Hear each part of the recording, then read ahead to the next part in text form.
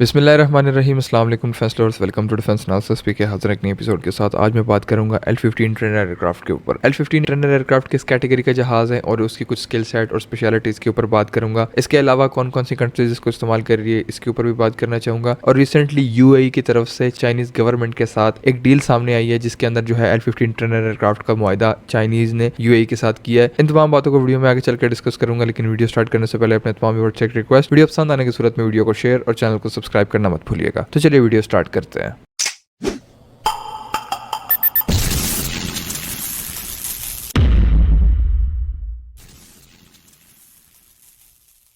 तो व्यूअर्स में बात कर रहा था L-15 फैल्कन के ऊपर। L-15 फैल्कन बोलें या JL-10 बोलें, दोनों नाम जो है वो इसी के हैं। L-15 फैल्कन जो है वो इसका इंटरनेशनल नाम है, यानी दूसरी कंट्रीज जो इसको प्रोनाउंस करती हैं, और JL-10 जो है वो इसको बेसिकली चाइनीज प्रोनाउंस करते हैं अपने लिए। खैर, इसकी स्पेशलिटीज और स्किल सेट के ऊपर बात कर लेते हैं। ये जो ट्रेनर एयरक्राफ्ट है ये बेसिकली ट्रेनर नहीं है, ये मिक्स ही कैटेगरी है। कोई लाइट कैटेगरी का अटैक एयरक्राफ्ट भी है, आगे मैं चल के आपको बताता हूँ कि क्यों, और ट्रेनर एयरक्राफ्ट भी है। ट्रेनर एयरक्राफ्ट के अंदर जो इसकी खसूसियात है वो बहुत ही मॉडर्न और स्लीक है। सबसे पहले आ जाते हैं कॉकपिट के ऊपर। तो JL-10 का जो कॉकपिट है या L-15 फैल्कन का जो कॉकपिट है वो बेसिकली पूरा ग्लास कॉकपिट है। जितने भी नए एयरक्राफ्ट्स हैं 4.5 जनरेशन, 4 जनरेशन या 5th जनरेशन एयरक्राफ्ट जितने भी हैं, वो कोई भी हो सकता है, वो अमेरिकन है, चाइनीज है, यूरोपियन है, 4th जनरेशन एयरक्राफ्ट, उसके अंदर जो है कॉकपिट हमेशा आप देखेंगे ग्लास का होगा। तो ये जो ट्रेनर एयरक्राफ्ट है, सबसे पहले तो जो है इसका कॉकपिट इस तरीके से डिजाइन किया गया है कि नए जो फाइटर पायलट्स आएंगे वो नए एयरक्राफ्ट के लिए जो है इसके ऊपर ट्रेनिंग लेंगे। सेकंड नंबर के ऊपर जो है वो अगर अब आउटर साइड के ऊपर आ जाए तो आउटर साइड के ऊपर सबसे पहले इसकी स्पीड वेरी करती है। ये बेसिकली एक सुपरसोनिक ट्रेनर एयरक्राफ्ट है। ज्यादातर आपने जो पुराने ट्रेनर एयरक्राफ्ट देखे होंगे वो बेसिकली सबसोनिक स्पीड के ऊपर फ्लाई करते हैं। वो आपने देखे होंगे पुराने टर्बो प्रॉप वाले फैन जो है वो उनके सामने लगे होते हैं, और जो ट्रेनर एयरक्राफ्ट होते हैं वो बहुत कम स्पीड के ऊपर फ्लाई कर रहे होते हैं, और आप कह सकते हैं कि सिर्फ जो बेसिक्स होती हैं वो किसी पायलट को सिखाते हैं। ये जो ट्रेनर एयरक्राफ्ट थे बेसिकली 2.5 जनरेशन या 3 जनरेशन या 3.5 जनरेशन के जो एयरक्राफ्ट थे उनके पायलट्स को ट्रेन करने के लिए इस्तेमाल किए जाते थे। आ जाते हैं L-15 फैल्कन के ऊपर। दोबारा कहने का मकसद ये है कि सबसे पहले तो उसका कॉकपिट जो है वो बड़ा स्लीक है, मॉडर्न है। सेकंड नंबर के ऊपर जो इसकी स्पीड है वो सुपरसोनिक है। अब बात कर लेते हैं इसकी जो फाइटर जेट वाली कैपेबिलिटीज है उसके ऊपर। अब मैंने स्टार्ट में एक बात की थी कि ये ना सिर्फ ट्रेनर एयरक्राफ्ट है बल्कि ये एक मिक्स ही कैटेगरी है। अब वो क्यों? देखिए, सबसे पहले तो जितने भी ट्रेनर एयरक्राफ्ट है उनको हमेशा कॉस्ट इफेक्टिव रखा जाता है। हमेशा ज्यादातर आप जो ट्रेनर एयरक्राफ्ट देखेंगे वो सिंगल इंजन होंगे। अब सिंगल इंजन क्यों रखे जाते हैं? इस वजह से रखे जाते हैं क्योंकि सिंगल इंजन एयरक्राफ्ट को मेंटेन करना आसान है। खैर, इनके इंजन इतने छोटे होते हैं कि इनको मेंटेन करना वैसे ही बहुत आसान है, सिंगल हो या डबल हो। सेकंड नंबर के ऊपर जो है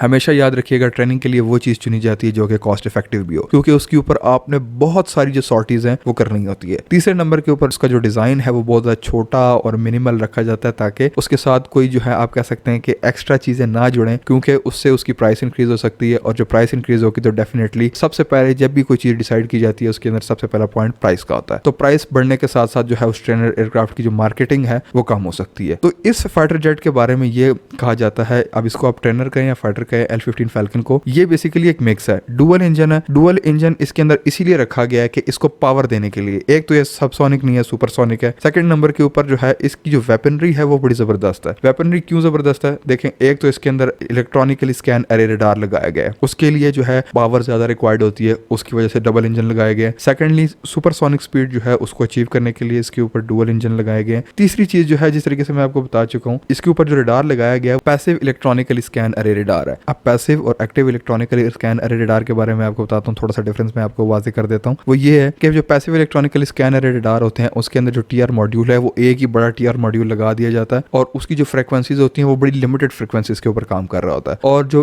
active electronically scan array radar होते हैं उसके अंदर TR मॉड्यूल्स होते हैं वो बहुत ज्यादा अबंडेंटली पाए जाते हैं, तो उसको जैम करना जो है वो बहुत मुश्किल होता है। क्यों? क्योंकि वो एट अ टाइम बहुत सारी फ्रिक्वेंसीज को जनरेट कर रहा होता है, जिससे वो काउंटर अटैक भी करता है, और जिस वजह से उसको डिटेक्ट और उसको जैम करना थोड़ा सा मुश्किल हो जाता है। ये एक्टिव इलेक्ट्रॉनिकल स्कैन रडार यानी ईसा और पीसा रडार का दरमियान का फर्क है, जो कि मैंने आपको बेसिकली बता दिया। उसके बाद आ जाते हैं जी इसके वेपनरी के ऊपर। ये जो फाइटर जेट है या ट्रेनर एयरक्राफ्ट है, लॉन्ग रेंज मिसाइल के अंदर जो है वो इसके अंदर PL-12 मिसाइल इस्तेमाल की जाती है। ये वही मिसाइल है जो पाकिस्तान JF-17 थंडर ब्लॉक 1 और ब्लॉक 2 के साथ इस्तेमाल करते हैं। इसकी इफेक्टिवली बड़ी अच्छी खासी रेंज बताई जाती है, यानी 80 से 100 किलोमीटर इसकी रेंज है, जो कि इसको beyond beyond visual range missiles के ज़मरे में ला के खड़ा कर देती है। अब एक ट्रेनर एयरक्राफ्ट के अंदर आपको बियॉन्ड विजुअल रेंज मिसाइल मिलना ये अपने आप में बहुत एक बड़ी बात है। एक सबकत ये है कि इसका कॉकपिट स्लीक है, सेकंड नंबर के ऊपर इलेक्ट्रॉनिकल स्कैनर रेडार है, थर्ड नंबर के ऊपर इसके अंदर जो मिसाइल है और जो इसकी वेपनरी है, एक तो air to ground mission perform कर सकती है, सेकंड नंबर के ऊपर जो है उसके साथ बियॉन्ड विजुअल रेंज मिसाइल भी इंटीग्रेटेड है और अच्छी खासी बड़ी रेंज वाले इंटीग्रेटेड है। तो ये जो है यूएई के लिए इसको काफी ज्यादा बेहतर एयरक्राफ्ट बनाते हैं। ये जो है इसकी कुछ इंपॉर्टेंट खसूसियात थी जिसके ऊपर मैं डिस्कस कर रहा था। अब बात कर लेते हैं कि सऊदी अरब ने जो है वो इसको क्यों चूज किया है और अमेरिका से शिफ्ट होने का क्या मकसद है। देखिए मैं आपको एक बात बताता हूँ, कभी भी जब टेक्नोलॉजी शिफ्ट आता है ना, या आप कह सकते हैं कि आपका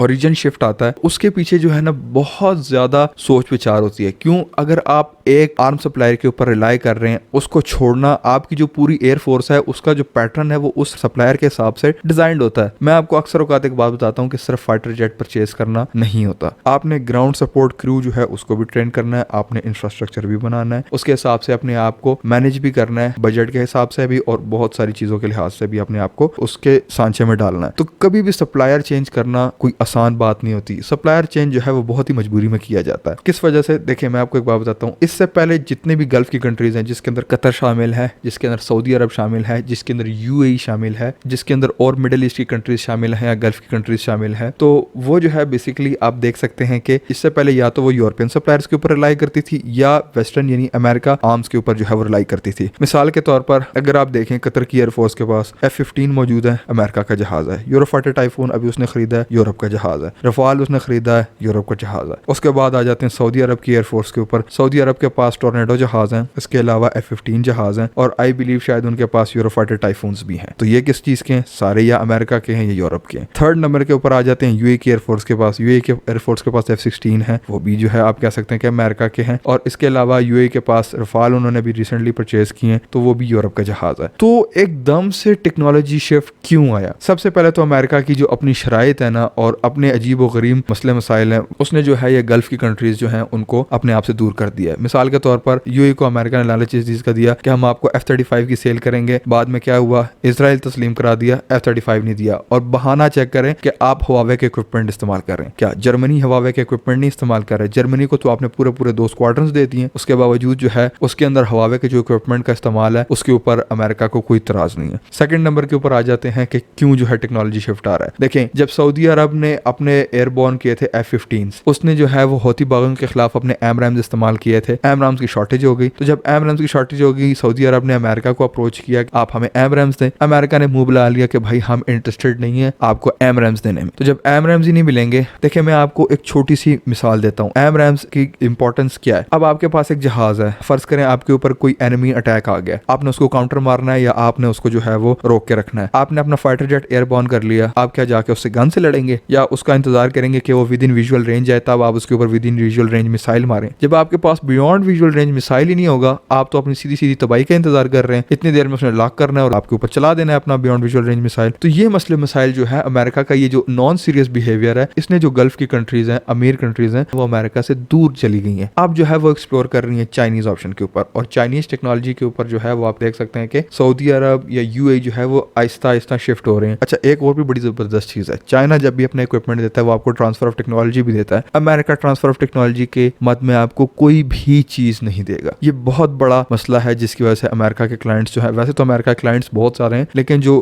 कंट्रीज होती हैं जो मायूस होती हैं वो इस चीज से होती हैं कि अमेरिका किसी भी किस्म का टेक्नोलॉजी शिफ्ट आपको प्रोवाइड नहीं करता। अब ये तो आपको पता चल गया कि सऊदी अरब और दूसरी जो गल्फ की कंट्रीज है वो क्यों चाइनीज ऑप्शंस की तरफ आ रही हैं। व्यूअर्स, अब बात कर लेते हैं कि यूएई को ये क्यों सूट करते हैं। देखिए, यूएई के जो मसले मसाइल हैं वो ईरान के साथ है। अब हमेशा देखें, कोई भी बड़ा एयरक्राफ्ट अगर ऑपरेट कर रहे हैं उसके अंदर यूरोफाइटर टाइफून शामिल है या रफाल शामिल है या F-15 शामिल है या कोई भी डुअल इंजन वाला एयरक्राफ्ट शामिल है, वो जो है उसकी जो पर फ्लाइट कॉस्ट होती है वो बहुत ज्यादा पड़ती है कंट्रीज को। ये जो जहाज है जिसको यूएई ने परचेज किया है, एक तो सबसे पहले ट्रेनिंग पर्पसेस के लिए इस्तेमाल होगा, यहाँ पर बेनिफिट। सेकंड नंबर के ऊपर जो होती बागे है जिनसे यूएई को मसले मसाइल है या जो ईरान है उससे यूएई को मसले मसाइल हैं, तो यूएई क्या करेगा कि अपने एक छोटे और कॉस्ट इफेक्टिव और चीप सोल्यूशन को भी एयरबॉर्न करके वो उनको अच्छे तरीके से काउंटर कर सकता है। अब देखें, air to air dog fight, तो उसके लिए तो डेफिनेटली यूएई इसको सिर्फ नहीं रखेगा, इसको भी रखेगा और दूसरे अपने जो बड़े फाइटर एयरक्राफ्ट हैं उनको भी रखेगा। लेकिन ये जो फाइटर एयरक्राफ्ट है, छोटे छोटे मिशन जैसे कोई ड्रोन मारना हो, कोई और किसी किस्म का छोटा लाइट कैटेगरी का मिशन हो या एयर टू ग्राउंड मिशन हो, उसके लिए जो है यूएई इसको इफेक्टिवली इस्तेमाल करेगा जाएगा और यूएई की जेब के ऊपर ये हल्का पड़ेगा। तो इस वजह से जो है इसको मेंटेन करना भी आसान है। इसके अलावा इसके जो और एक्सपेंसेस हैं पे मतलब इसको जो इंफ्रास्ट्रक्चर और अकोमोडेशन चाहिए वो भी कम चाहिए। तो इसको जो है आप कह सकते हैं कि एक कॉस्ट इफेक्टिव सोल्यूशन की तरह यूएई देख रहा है और इसको परचेज कर रहा है। इसी वजह से जो है वो यूएई को ये सूट भी कर रहा है। व्यूअर्स, अब लास्ट बात करके अपनी वीडियो को अख्ताम पजीर करूंगा, वो ये है कि मैंने अपने स्टार्ट में कहा था कि इसको कौन कौन सी कंट्रीज ऑपरेट कर रही है। सबसे पहले तो चाइना की अपनी एयरफोर्स इसके ऊपर अपने पायलट ट्रेन कर रही है, वो J-20 के लिए हो, J-16 के लिए हो, J-15 के लिए हो या और कौन से भी है, J-11 है या J-10 है, उन सब के जो पायलट्स है वो इन एयरक्राफ्ट ट्रेनर एयरक्राफ्ट के ऊपर जो है वो ट्रेन हो रहे हैं। एक चीज, दूसरे नंबर के ऊपर जो सेकंड ऑपरेटर है, लार्ज नंबर ऑपरेटर, वो भी यूएई की जो एयरफोर्स है वो बनने वाली है। इसके अलावा इथोपिया और ज़ाम्बिया भी इसको इस्तेमाल कर रही है, और ज़ाम्बिया और इथोपिया जो है वो इसको कम नंबर में इस्तेमाल कर रही है, लेकिन वो इसको एज अ ट्रेनर भी इस्तेमाल कर रही है और लाइट अटैक एयरक्राफ्ट भी इस्तेमाल कर रही है। वो मैं आपको बता चुका हूँ कि किस तरीके से इसकी कैपेबिलिटीज है और इसको क्यों लाइट अटैक कैटेगरी के अंदर शुमार किया जा सकता है। इसके ऊपर जो वेपनरी लगी हुई है उसकी बेस के ऊपर वो भी मैं आपको बता चुका हूँ कि ये इंजन, डुअल इंजन ये एयरक्राफ्ट क्यों है। तो व्यूअर्स, ये थी आज की वीडियो, आज की इन्फॉर्मेशन। होपफुली आपको पसंद आई होगी। वीडियो पसंद आने की सूरत में वीडियो को शेयर, चैनल को सब्सक्राइब और कमेंट सेक्शन में अपनी राय का इजहार करना मत भूलिएगा। वीडियो आखिर तक देखने का बहुत बहुत शुक्रिया। मैं आपसे मिलता हूँ नेक्स्ट वीडियो में, तब तक के लिए अल्लाह हाफिज। पाकिस्तान